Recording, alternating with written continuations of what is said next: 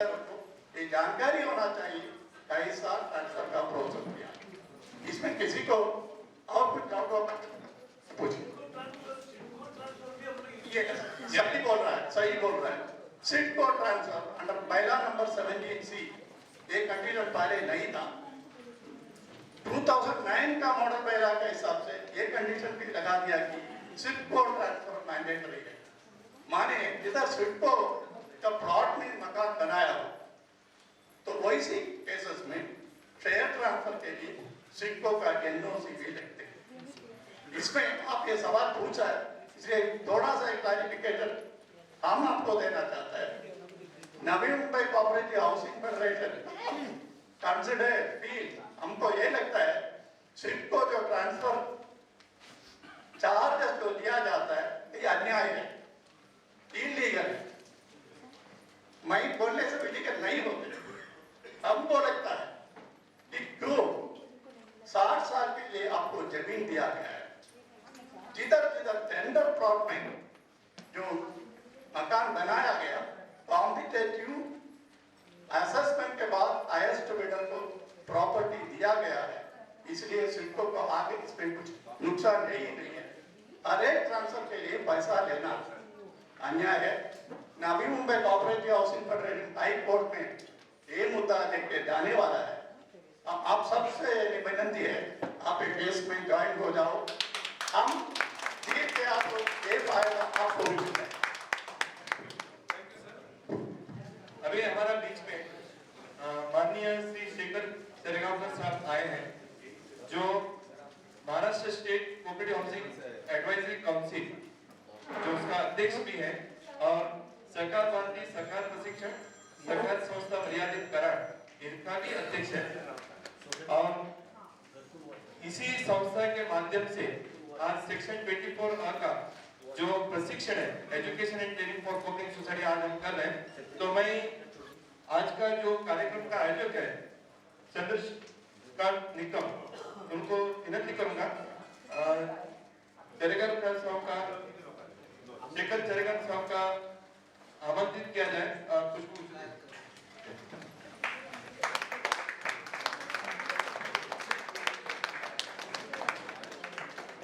जोरदार तालियों से चरेगांवकर साहब का स्वागत किया जाए।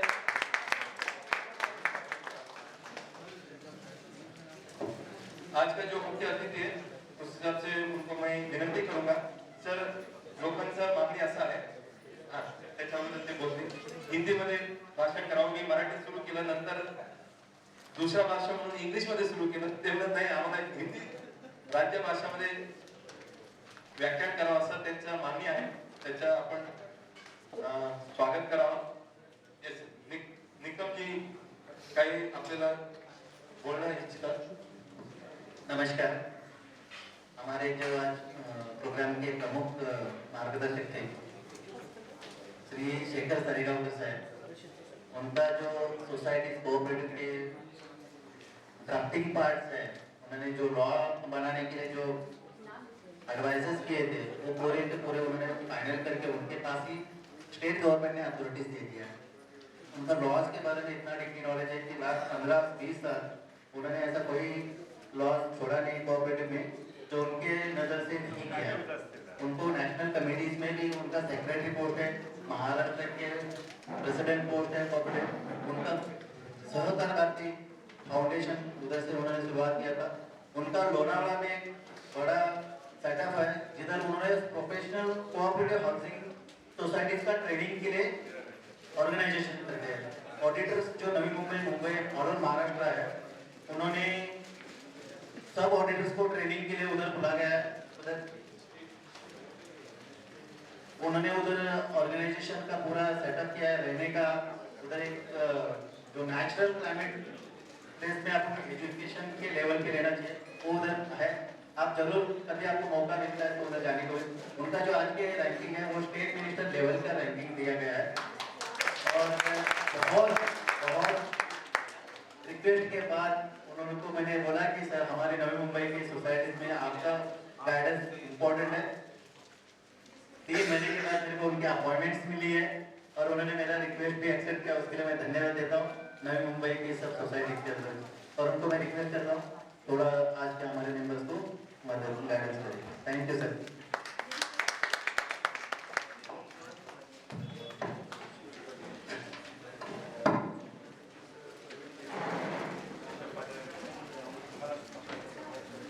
आज के निर्माण सहकारी संस्था के अभ्यास वर्ग में मंच पर सभी महानुभाव और सामने बैठे वाले सभी निर्माण संस्था के सभा मेंबर्स और उसके काम देखने वाले सभी ऑफिस बेयरर्स, और मैं यहाँ पे आ रहा हूँ ऐसे समझने के बाद यहाँ की बड़ी मात्रा में काम करने वाली पारिजन कोऑपरेटिव क्रेडिट सोसाइटी है, उसके भी पदाधिकारी यहाँ पे आए हैं और बहुत सारे क्रेडिट सोसाइटी के लोग भी यहाँ पे आए हैं। ये सभी को मैं धन्यवाद देता हूँ, क्योंकि ये कार्यक्रम में मेरे सम्मिलित होने का अपने जो मौका दिया है, इसके लिए हमारे जो नए कार्यकर्ता हैं यहाँ से जुड़े हुए कुछ ही महीने पहले प्रशिक्षण में वो आए थे और उन्होंने मेरे को कहा कि अब मैं नवी मुंबई में ऐसा कुछ कार्यक्रम रखना चाहता हूँ और अब इस कार्यक्रम में आई। शायद मेरे को पता होता इसका कार्यक्रम 9 साढ़े 9 बजे से शुरू है तो मैं 9 साढ़े 9 बजे ही आता था, मेरे को कोई दिक्कत नहीं थी, लेकिन मेरे को 11 बजे का टाइम दिया था, इसलिए मैं शायद टाइम पे पहुंच रहा हूँ। शायद आपको ऐसा न लगे कि मैं लेट आया हूँ और बीच में बैठा हूँ, ये इसलिए क्लियर कर, क्योंकि मिनिस्टर होने के बाद सभी लोगों को ऐसा ही लगता है कि उन लोग 2-3 घंटे बाद में ही आते हैं शायद, लेकिन मैं ऐसा हूँ कि मैं मिनिस्टर एक्सीडेंटली बना हूँ, मैं professionally I am a trainer, यानी इसलिए मैं एक्सीडेंटली कोई चुनाव नहीं चुनकर भी मिनिस्टर बना हूँ। शायद आपको किसी को भी उसका ट्रेनिंग चाहिए तो भी मेरे पास आइए, मैं आपको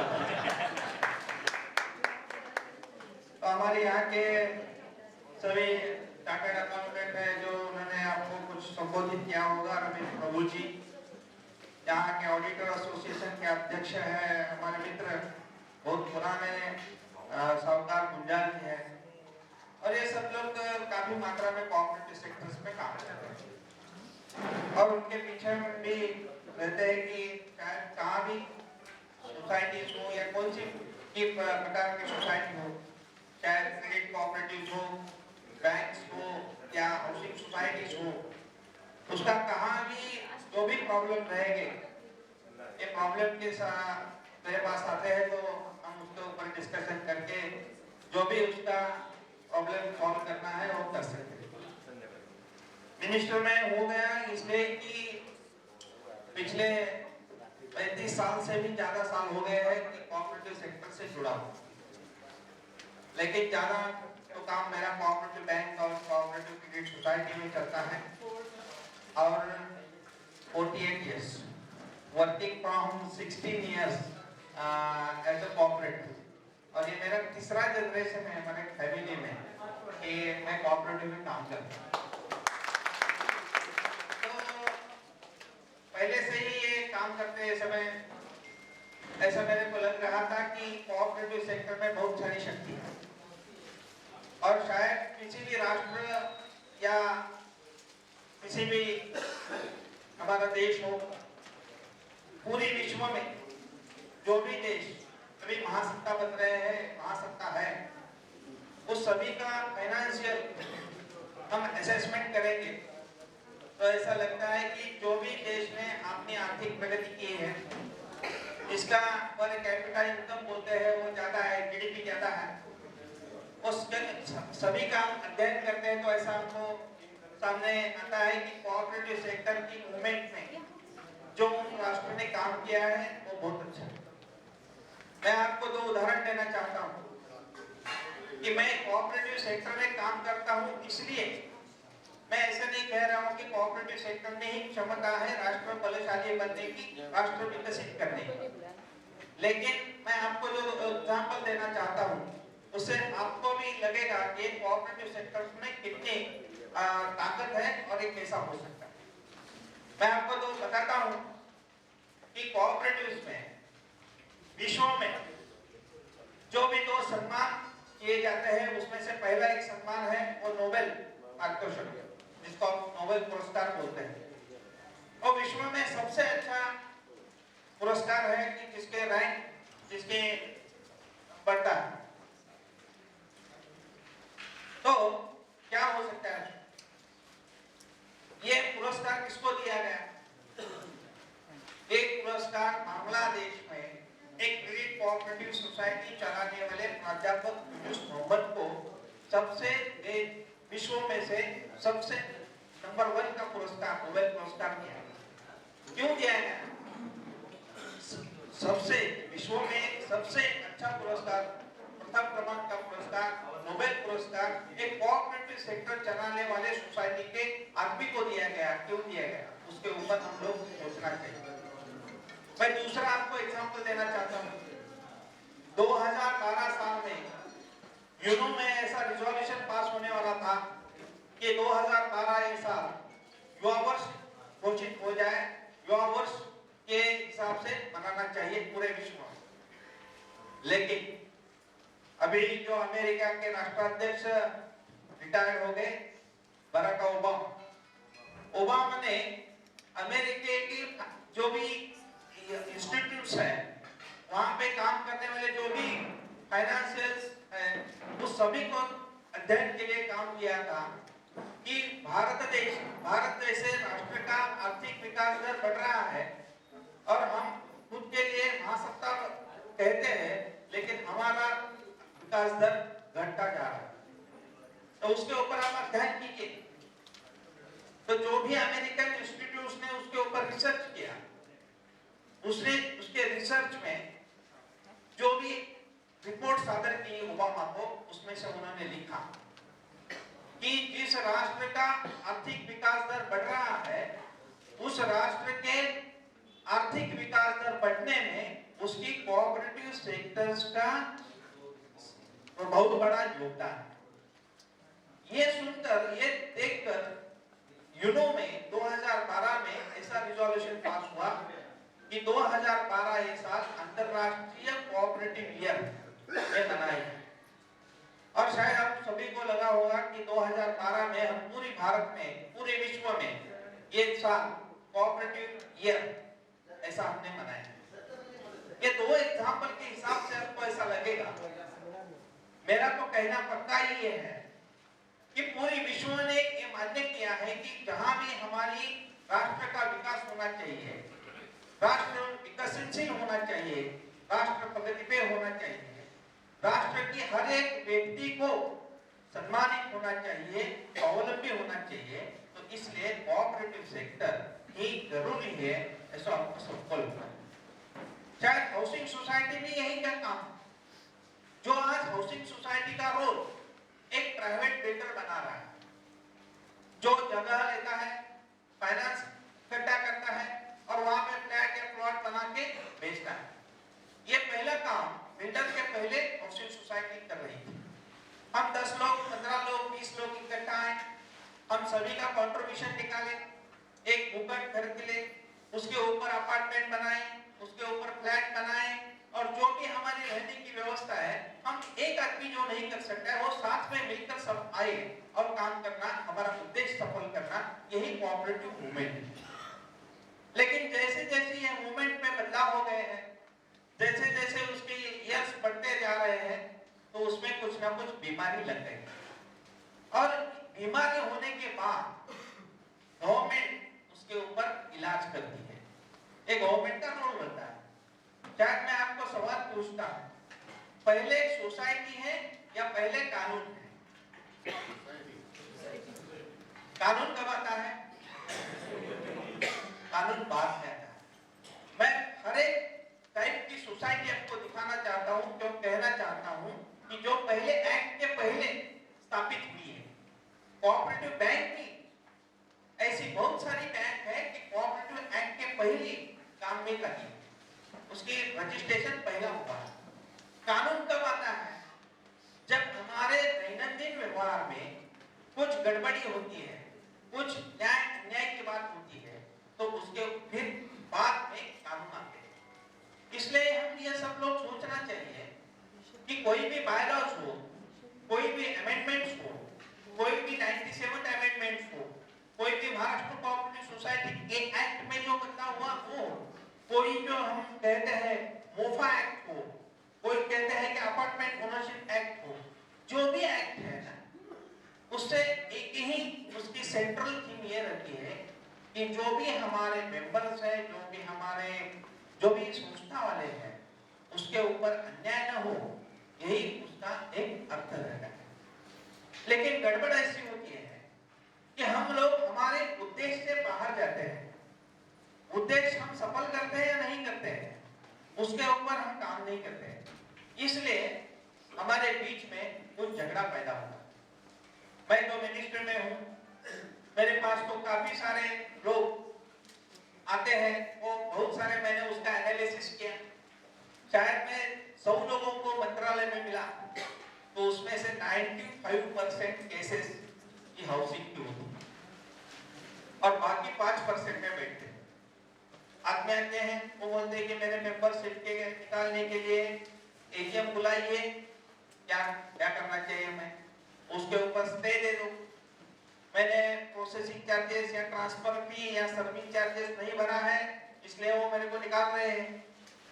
मेरा अभी भी जो मैं आते समय बात चल रही थी कि ट्रांसफर में, ये शेयर ट्रांसफर में कुछ प्रॉब्लम होती है। तो ऐसे सभी स्थानों पे जितनी भी कोऑपरेटिव सोसाइटीज की कंप्लेंट्स हैं, उसमें से 95% of complaint from cooperative housing societies. ये क्यों होता है? मैं इसलिए कह रहा हूं कि हमारा कोऑपरेटिव सोसाइटी हमने किस लिए खड़ा किया है, किस लिए निर्माण किया है, कोऑपरेटिव की भूमिका क्या है, ये हम कुछ समझने में कम होते हैं क्या, इसलिए ये प्रॉब्लम क्रिएट होती है। मैंने पहले ही बार कहा कि जो एक आदमी को काम करने में नहीं दिक्कत आती है, वो नहीं कर सकता है, वो हम सब मिलकर आके काम करें। ये कोऑपरेटिव मूवमेंट है। तो हमारे 10 लोग, 20 लोग, 25 लोग, 50 लोग जो होते हैं, उसमें से 2-5 लोगों में झगड़ा क्यों होता है? क्यों हम एक साथ इकट्ठे बैठ के काम नहीं करते? तो उसमें कोई अंतर, हमारा संवाद का अंतर है। संवाद में कम आता है, कम ज्यादा होती है, तो घर में भी जैसा झगड़ा होता है वैसा ही आपको सोसाइटी में होता है। इसलिए जो भी आपको कानून की डर लगती है, बहुत सारे लोग कहते हैं कि 97 अमेंडमेंट के बाद कोऑपरेटिव सेक्टर ये बंद करना है, गवर्नमेंट को ये नहीं चलाना वाले हैं लोग। कुछ महाराष्ट्र कोऑपरेटिव सोसाइटी एक्ट में अमेंडमेंट लेते हैं, कुछ इंस्पेक्शन आते हैं, सेक्शन 89 के अंदर कुछ इंस्पेक्शन चल रही है अभी। मैं आपको हकीकत में कहता हूँ, महाराष्ट्र में 94,000 हाउसिंग सोसाइटीज है। मित्रों, आपको भी ये मेरा सुनकर आश्चर्य लगेगा, खाली स्टेट हमारे गवर्नमेंट के पास 32,000 हाउसिंग सोसाइटीज की ऑडिट रिपोर्ट्स या उसकी कंप्लायंस रिपोर्ट्स आई। 94,000 से खाली 32,000 सोसाइटीज के रिकॉर्ड्स हमारे पास उपलब्ध है। तो हम कैसे कह सकते हैं कि हमारी सोसाइटी की संख्या 94,000? तो ये क्यों हो रहा है? इसलिए आपको जो भी लग रहा है कि हम कानून में कुछ बदलाव आ रहे हैं, कुछ ना कुछ उसमें सोसाइटीज के लोगों के लिए ऊपर कुछ प्रेशर आ रही है, बंधन आ रहे हैं, तो ऐसी कोई बात नहीं है। आपकी सोसाइटी अच्छी कैसे चलेगी? आपकी हर एक सोसाइटी के ऊपर जो भी मेंबर्स हैं, उसको अच्छी तरह से काम कैसा करने का मौका मिले, उसके ऊपर कोई अन्याय न हो, इस माध्यम से गवर्नमेंट ये रूल्स बनाती है, रेगुलेशंस बनाती है। मैं आपको सबको ये विनती करना चाहता हूँ कि जो भी रूल्स, जो भी हमारे बायलॉज है, जो भी रेगुलेशंस है, उसका हम सम्मान करने का पहला हमारा काम है, उसको हम सम्मान करना चाहिए। शायद उसके ऊपर मतभेद जरूर होगा, कई सोसाइटी के लिए नहीं हो सकता है, ये नहीं हो सकता है, क्योंकि जो भी फ्रेमवर्क बना सकते हैं, बन जाती है, तो पूरे महाराष्ट्र सामने रखकर बना जाती है। तो कई सोसाइटी के लिए वो नहीं हो सकता है। जैसे अभी रिजर्वेशन का मामला है, सोसाइटी में इलेक्शन के लिए 5 लोग रिजर्वेशन कैटेगरी से आना चाहिए। तो कई सोसाइटी में ऐसा नहीं हो सकता है, रिजर्वेशन की कैटेगरी के आदमी ही नहीं रहते, तो कैसा होना चाहिए? तो ये जरूर है कि कानून में है, लेकिन कानून एक सोसाइटी के लिए नहीं बनता है ना, एक एरिया के लिए नहीं बनता। कानून जो बनता है पूरी महाराष्ट्र में जितने भी सोसाइटीज है, जितने भी कार्य करता है, जितना भी व्यवस्था है, उसके निर्भर कानून में बदलाव आते हैं, कानून बदलते हैं। तो मैं आपको यह विनती करना चाहता हूँ कि जो भी रेगुलेशंस है, जो भी कानून में प्रावधान है, उसका हम स्वागत करना चाहिए, उसको हम सकारात्मकता से लेना चाहिए। जब हम उसके ऊपर नकारात्मक से देखें तो भी जो भी हमारे पास जो सोल्यूशन रहेगा वो भी हम सोल्यूशन के बाहर हैं। हमको सोल्यूशन ही नहीं मिलता। जैसे हमारे खुद के जीवन में भी हम कभी स्थानों में से सीखते हैं कि हम सकारात्मक विचार करना चाहिए, सकारात्मक विचार में पॉजिटिव एटीट्यूड होना चाहिए, लेकिन हम कहते सुनते हैं, लेकिन व्यवहार में हमारा एटीट्यूड निगेटिव बनता है। हमारे रजिस्ट्रार है, डिप्टी रजिस्ट्रार रहेगा, असिस्टेंट रजिस्ट्रार रहेगा, उसको देखने से ही हमको लगता है कि ये लोग सब चोर हैं, ये सब लोग पैसा लेने वाले हैं। तो मैं ये कहना चाहता हूँ, जब हमें हमारा अभ्यास जो है वो निश्चित है, हमको क्या करना चाहिए, उसके रूल्स रेगुलेशन हमें मालूम है, तो पैसा देने लेने की व्यवहार ही नहीं हो सकता है। भ्रष्टाचार कब होता है? अज्ञान से भ्रष्टाचार। जब हमें ज्ञान प्राप्त होती है, हम कोई काम जो करते हैं वो रूल्स और रेगुलेशन के हिसाब से करते हैं, तो भ्रष्टाचार नहीं हो सकता है, भ्रष्टाचार नहीं होगा। फिर भी कुछ लोग कहते हैं कि हम कितना भी काम अच्छा किया है, कुछ भी किया है, वो लोग आते हैं, इंस्पेक्शन करते हैं, कुछ ना कुछ निकालते हैं और निकालने के बाद कुछ ना कुछ लक्ष्मी दर्शन की योजना बनाते हैं। तो इसलिए मैं आज आपके बीच में आया हूँ। अभी गवर्नमेंट मित्रों बदल गई है। अभी मेरे को खाली टेलीफोन करना, मेरा नंबर आपके पास रहेगा, मैं देता हूँ, लेकिन ये काम नहीं करना कि सोसाइटी के बीच में झगड़े वाले करने के लिए मैं तो दोषी कौन हूं? मैं कुछ क्या बोल रहा हूँ आपको ध्यान से सुनना चाहिए। मैं तो क्या होता है, मैं टेलीफोन नंबर देता हूँ, फिर मेरा पीए परेशान होता है, साहब आप क्यों नंबर दे रहे हैं, सब तो दिन में 150-200 फोन ऐसे लेते हैं क्योंकि हमारा पानी बंद किया है। अगर मैं तो करार यहाँ पूरे महाराष्ट्र में घूमता हूँ, वाशी में एक सोसाइटी ने अपने मेंबर्स का पानी बंद किया तो मैं क्या कर सकता हूँ? फिर आप लोग कहेंगे कि उन्होंने तो भाषण तो किया था, नंबर तो दिया है, लेकिन काम तो नहीं हो रहा है, 2 दिन से पानी बंद किया है। लेकिन मैं ये कहना चाहता हूँ, ये प्रशिक्षण योजना जो है मित्र, इसलिए बनाई कि सब मेंबर्स को इकट्ठा बिठाकर एक कोऑपरेटिव मूवमेंट क्या है, हम क्यों लोग इकट्ठा आ रहे हैं, हम क्यों ऐसी स्कीम बना रहे हैं, हमारी सोसाइटी की क्या धारणा है, हमारी सोसाइटी के ऑब्जेक्ट्स क्या है, ये सोचना चाहिए।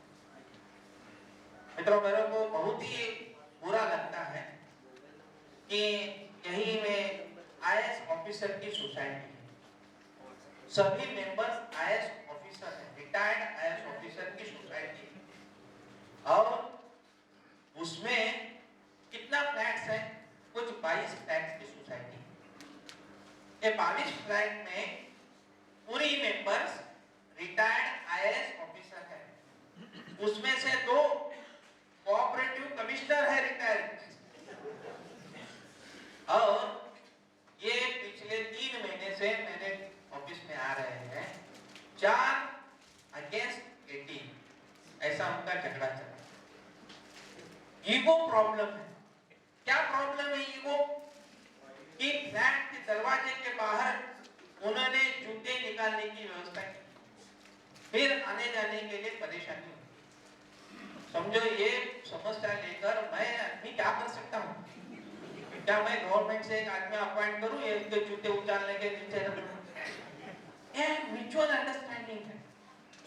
लेकिन क्या हो गया है, अभी ये व्हाट्सएप में जो भी चल रहा है ना, चक्कर मोबाइल, उससे हमारा संवाद कम हो जाता है, कम हो रहा है। शायद हमारे वाइफ का भी जो फोन किसी ने पूछा, और हमको भी उसको देखकर कहना पड़ता है। ये मोबाइल आने के पहले हमको कम से कम प्रभु जी बराबर है 100-150 फोन हमारे याद में। अभी आपका मालूम है, आपका भाभी का नंबर है। क्या हो रहा है, संवाद कम हो रहा है, और संवाद कम होने के कारण हमारे 10 लोग, 5 लोग, 15 लोग, 30 लोग, 22 लोग इकट्ठा नहीं आ रहे हैं, उसमें से कुछ ना कुछ गड़बड़ी हो रही है। वैसे तो ऑफिस बियरर होने में क्या लाभ होता है? देखो, हाउसिंग सोसाइटी के ऑफिस बियरर में उसको राष्ट्रपति अवार्ड है, वो क्या है, वो गालियां खाने के लिए अच्छा ये काम है। फिर भी मेंबर लोग क्या कहते हैं, आप जब जाते हैं ना सोसाइटी के कॉरिडोर से, तो आपके ऐसे देखते हैं जैसे उन्होंने कुछ गड़बड़ी की है। अब मामला कितना रहता है, शायद 1000-2000 प्रोसेसिंग से के सर्विस चार्जेस जिसको बोलते हैं, उसमें से इतना शक पैदा होता है कि मैं तो हाउसिंग सोसाइटी के लिए आपको एक साल में आपको सुनना मिलेगा कि मैं एक पूरी व्यवस्था, एफिलिएट व्यवस्था अलग बना रहा हूं। महाराष्ट्र अलग व्यवस्था, ये अलग व्यवस्था होने से मैं ये कह रहा हूं, हमने सीएम साहब को भी कहा है, मैंने सब उनके सामने प्रपोजल भी रखी है कि जितनी भी मंत्रालय में केसेस है वो मैंने सॉर्ट आउट की, उसमें से 95% cases from cooperative housing society. और चक्कर में जाते हैं, कई सोसाइटी की तो सुना जिस दिन हम हेयरिंग लेते हैं 2-2 बस मंत्रालय में आती है, 2 बस करके आते हैं लोग, 2 बस एक सोसाइटी की हेयरिंग के लिए 150-200, क्योंकि सब मेंबर आते हैं, क्योंकि रीडेवलपमेंट में किया है, 2-3 लोग नहीं छोड़ते हैं, वही बैठे हैं, बाकी लोगों ने फ्लैट खाली किए हैं, सोसाइटी में रीडेवलपमेंट नहीं हुई, 2 साल 3 साल लोग बाहर रहे हैं, ऐसे बहुत सारे प्रॉब्लम। इसलिए कि क्यों प्रॉब्लम हो रहे हैं उसका हम एनालिसिस करते हैं, तो मेरे को तो उसका जो जवाब मिल गया है, हमारी संवाद, मेंबर्स के साथ संवाद होना चाहिए, हमेशा के लिए संवाद होना चाहिए। मैं आप सभी को धन्यवाद देता हूं कि आप ऑफिस बेरर बने हैं, इसलिए आपको धन्यवाद देता हूं, क्योंकि ये नहीं होता है ऑफिस बेरर, तो मेरे ध्यान से तो ऐसा लगता है कि पूरी हाउसिंग सोसाइटी का मामला ही उधर ही सुलझाना पड़ता है। लेकिन कुछ ना कुछ आपके पास तो लोग आते हैं, चर्चा होती है, डिस्कशन होते हैं, लेकिन आपके कक्ष के बाहर जब जाता है तो हमारे पास लोग आते हैं। तो हम ये भी अभी हमारी भूमिका निभा रहे हैं कि हमारे जितने भी असिस्टेंट रजिस्ट्रार है, जो भी डिप्टी रजिस्ट्रार है, उनको भी हम कह रहे हैं कि आप सोसाइटी में जाइए, सोसाइटी में हमेशा के लिए एनुअल मीटिंग में जाकर वहाँ पे सभी लोगों को समझाइए कि कैसी कोऑपरेटिव मूवमेंट है, जो क्यों चला रहा है हम लोग, तो थोड़ा ये प्रॉब्लम कम होने में हमें राहत मिलेगी, कुछ ना कुछ उसे हमें असर। मैं इस बार आपको कुछ मुद्दों के ऊपर ध्यान देने के लिए आश्वासित कर रहा हूँ, क्योंकि मेरा सत्र है या नहीं मेरे को पता नहीं, लेकिन मेरे को यहाँ पे आपने इसके नाते बुलाया है, इसलिए मैं चीफ गेस्ट होने के नाते आया हूँ। तो चीफ गेस्ट कितना बोलना चाहिए इसको समय कुछ तय नहीं है उसमें, नहीं तो क्या होगा कि पूरा सत्र ही मेरा हो जाएगा। और मैंने शुरुआत में ही कहा है कि आई एम प्रोफेशनली ट्रेनर, और ट्रेनर को कभी 90 मिनट, 60 मिनट, 45 मिनट में वो रुकता ही नहीं है। और अभी मैं मंत्री होने के बाद जैकेट पहनाता हूँ, पहले तो शर्ट पहनाते तो पीछे से खींचते थे कि वजह वेट ऑफिस करता है। अभी ये भी यहाँ पे व्यवस्था नहीं है, तो यहाँ पे कुछ व्यवस्था में मेरा कितना टाइम बात करना है कुछ नहीं है, लेकिन 5-10 मिनट में ये बात आपके सामने रखना चाहता हूँ।